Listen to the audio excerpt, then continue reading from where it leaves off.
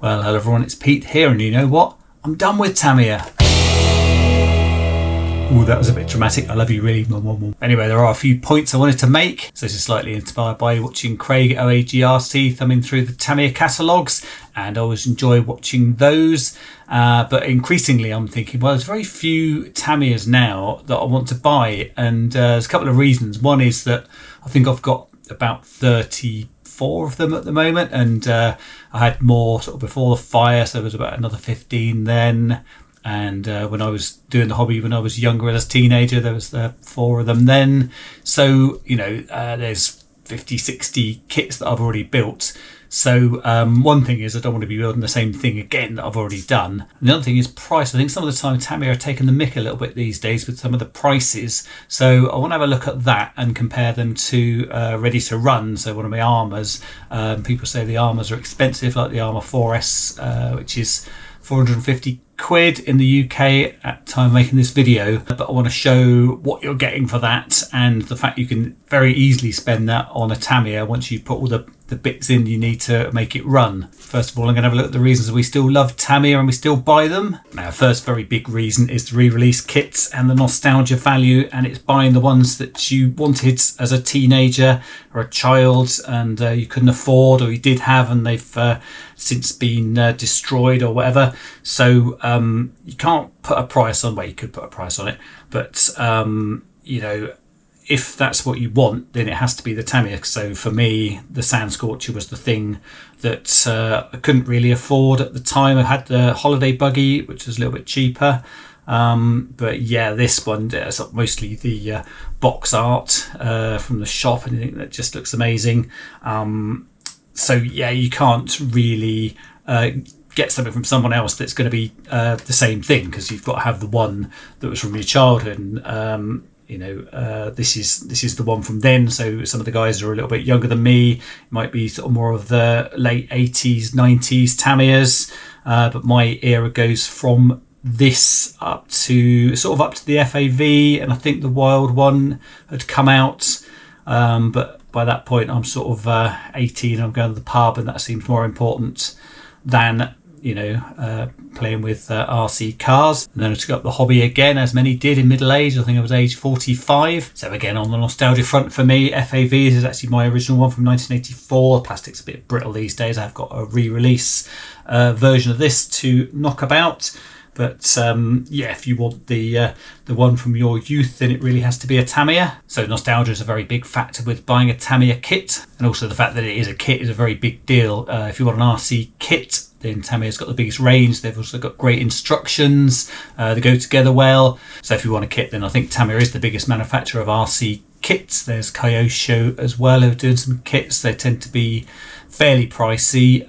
So Tamiya do have more budget kits in their ranges, and there's a few other kits you can get, but I think Tamiya do the best instructions, and they do great box art and all the rest of it. So if it's an RC kit you want, then Tamiya is very much the one to go for. So another thing Tamiya do very well is replicas of real life things. For example, Subaru Impreza has been on various chassis, but for body shells, variety of body shells, ones you can do yourself. I don't think you can do much better than Tamiya. I know Kyosho do some ready-made body shells like this. There are some other ones, but they've got an absolutely huge range, and like I say, because it's a model, you can paint it up yourself. So if that's what you're into, then Tamiya probably do them best. So getting on to the modern Tamiyas that I don't think other manufacturers are doing. For instance, this Kong head, 6-wheel drive. I'm not sure if anyone else does anything quite like this. I think all the Tamiyas that got these lunchbox style tyres are really good, including obviously the lunchbox itself and the comedy vehicles. I've also got the Volvo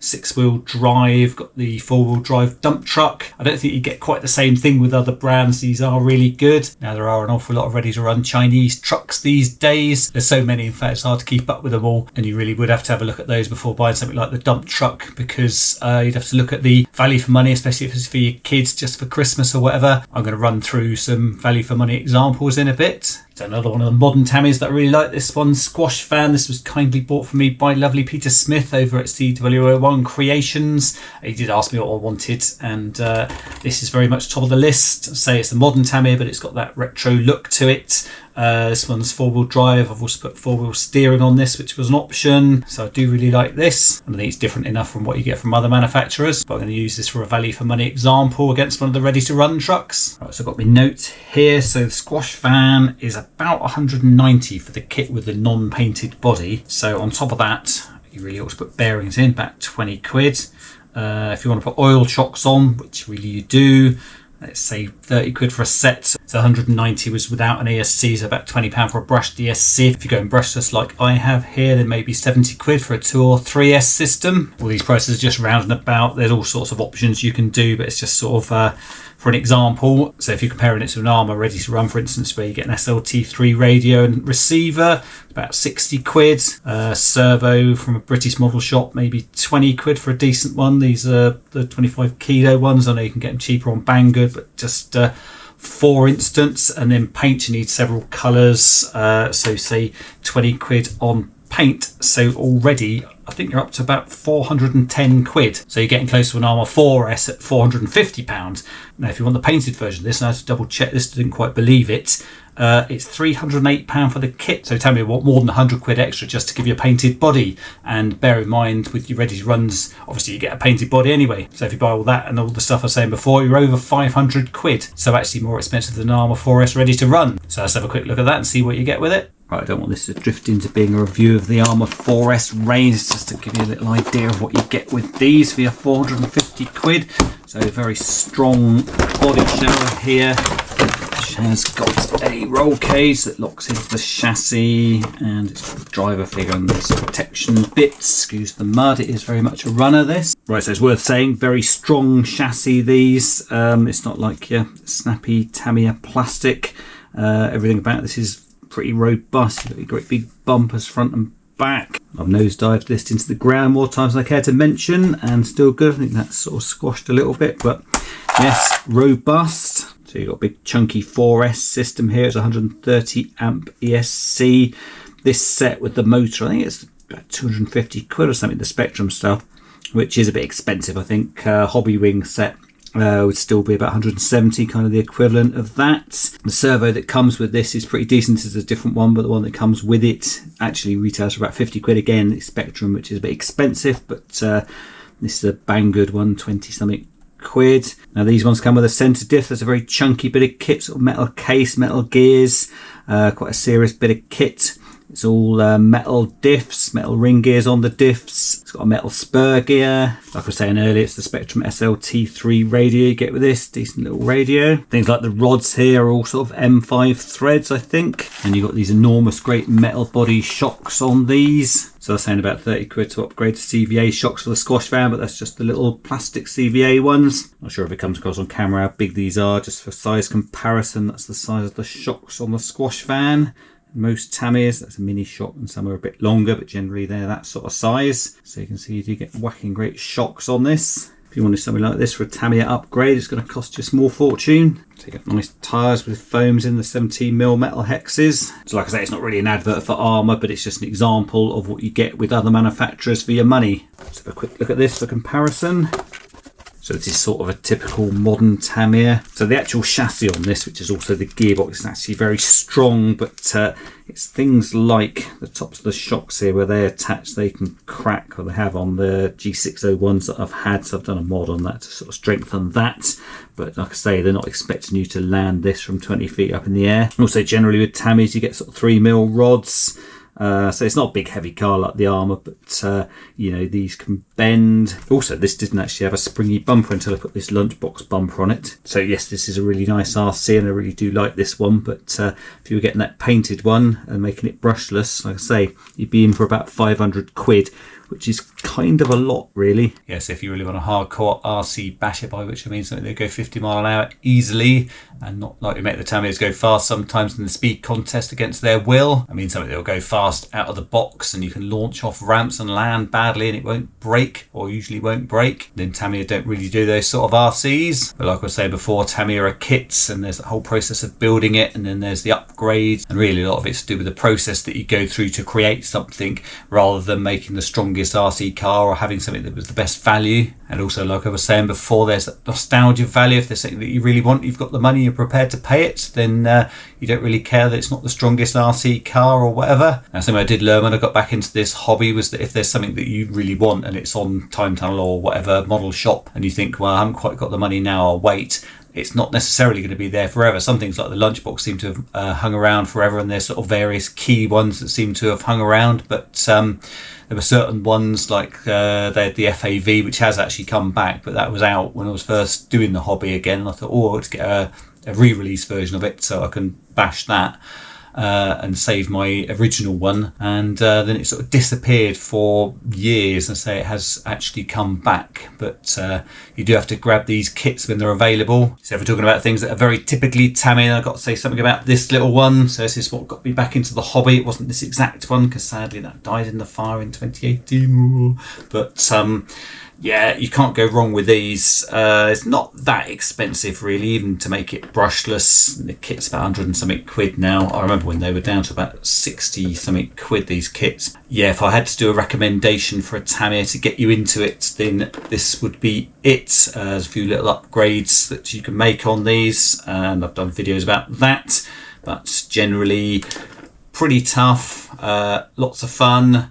I think value for money wise, not bad. As I say, if you start putting oil shocks on, which this one hasn't got, but some of them have, then the price starts going up. So if you want a lot of fun for your money, you can't go too far wrong with a Tamiya lunchbox. So I was just having a look again at Craig's video, the 2024-2025 Tamiya catalogue. So it seems like most of it I've either got or have had, or I don't really want, or it's too expensive. Having a look at Time Tunnel models here so I can get the prices. There are some things that are interesting, like there's the Land Freeder, but with the tracks on it. I seem to remember that was vastly expensive when it first came out, but they got that for £169. So I'm guessing previously it didn't sell well and they've put the price down. So that'd be interesting. That is definitely different to anything that I've got. I think it's going to be super slow though, isn't it? So also I'm seeing the Wild One Blockhead Edition, and I have actually got one of those still in a box that kindly the RC Elf got me.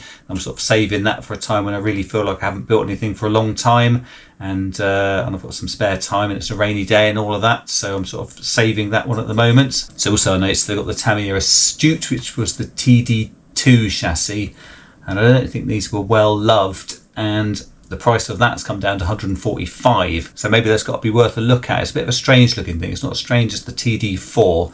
Like I say, I don't think people really warmed to those. They were slightly odd looking cars and slightly strange design, and I think there was problems with the slipper clutch, weren't there? I can't remember now what people were saying. Yeah, and also they've got the GFO1 with tracks for 169, which in Tamiya terms isn't too bad. So the modern Tamiya that I do really like but too expensive is the BBX. So 300 quid they want for that. I've seen it elsewhere for £285, but still expensive when you've got to add all the other bits to it. Actually, one advantage I didn't talk about before about having kits is that you do get them without electronics, or you just get the basic electronics. So what you can do is extract the electronics from one and put in another, so you're not buying the same thing over and over again. And what I tend to do also with the radio gear is I just buy a receiver, so I haven't got to keep buying transmitters. So I've really got one or two transmitters that run about 30 different cars. They don't have to be complicated transmitters. You can buy one transmitter to any number of receivers. So there are advantages of buying kits that haven't got everything, because you don't have to buy everything all over again. Whereas a ready to run, it does come with all the stuff, and you have to have a different transmitter each time. That is worth thinking about. But anyway, yeah, I think the BBX, unless it comes down below about 200 quid, I don't think I'll be getting one of those. One that I wish I'd bought when I got back into the hobbies, they were still doing the MO5, I think it was, with the Mini Cooper on. It might have been MO3, but the Tamiya Mini Body is the best you can get aftermarket ones, but I think the Tamiya one is the best detail. I don't seem to do it at the moment. They could bring that back. I don't really want to buy another road chassis, because my road chassis are a bit underutilised anyway, but just just to build up that body. I was a bit of a mini fan when I was younger. It would be nice to get one of those again. I have actually got a shell somewhere up there, it's probably off camera, but it's something that somebody else painted. It needs redoing, the paint's coming off the back of it, so I could do that one up, but it would be nice if Tamiya did at least that body shell again, if not that on an MO5 or something. So really there's not much I'm looking at buying at the moment, and that sort of goes for the non-Tamiya ones as well, actually, because I've got 5 Armour 3S cars, I think, and I've got the 3 Armour 4S cars, which are all the ones they do at the moment. So I've got all of those to use. Finally got around to buying the Lossy LMT, which I'm loving. So really at the moment I'm thinking I should get the value out of the ones that I've already got. Having said all that, I might buy the Lossy LMT Mini for myself for Christmas. I think I deserve it. Now in terms of ones that I wish Tamiya would re-release, the only one I really wanted when I was a child was the Toyota Hilux, the 3-speed one. It was always in red, wasn't it, with the sort of orange and yellow stickers I think on it. And that just looked amazing, and it was just so unaffordable, and I think if it came out again it still would be, or it might be affordable, but it's a huge amount of money for something that's not that quick or that capable really, but it would look fantastic up on one of the shelves here. But it'd be good if they could do that body or something that looked like that, but wasn't quite so expensive.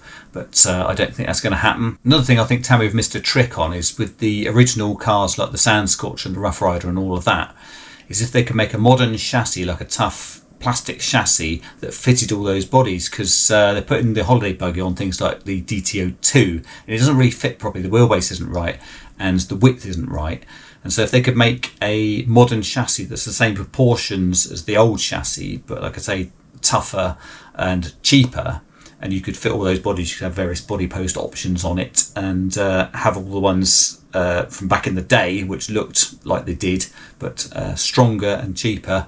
That would really suit me, and I think I could sell a lot of units, because I say the holiday buggy I really like. I've narrowed the front wheels on mine. It's difficult to narrow the back wheels because of the drive shafts. It is possible to do it, but why don't Tamiya do that? And also then you could have the Ford Ranger, which I also really liked when I was young. I've got the Blackfoot, which obviously looks a bit like the Ford Ranger, but that's on the ORV chassis, and that's a little bit fragile, as we know. So just to quickly explain, this one's on the thumbnail saying it's the same price as the Armour 4S, i.e. about £450. The kit is £330 currently, and that includes the brushed ESC, and then if you add in your radio gear, your servo, you're pretty close to that. And then this one's got metal bumper and metal wheels. I mean, it was just as an example really. Right, so I've waffled on far longer than I ever intended to, but I'd be interested to hear your opinions in the comments. So are Tamiya taking the mickey a little bit with some of their prices? Are there Tamiyas you wish they'd re-release, or Tamiyas you wish were a bit cheaper? How many radio control cars is too many? Like I say, I'd be interested in hearing people's comments. But that's it for this one. Thank you ever so much for watching, and I'll see you next time.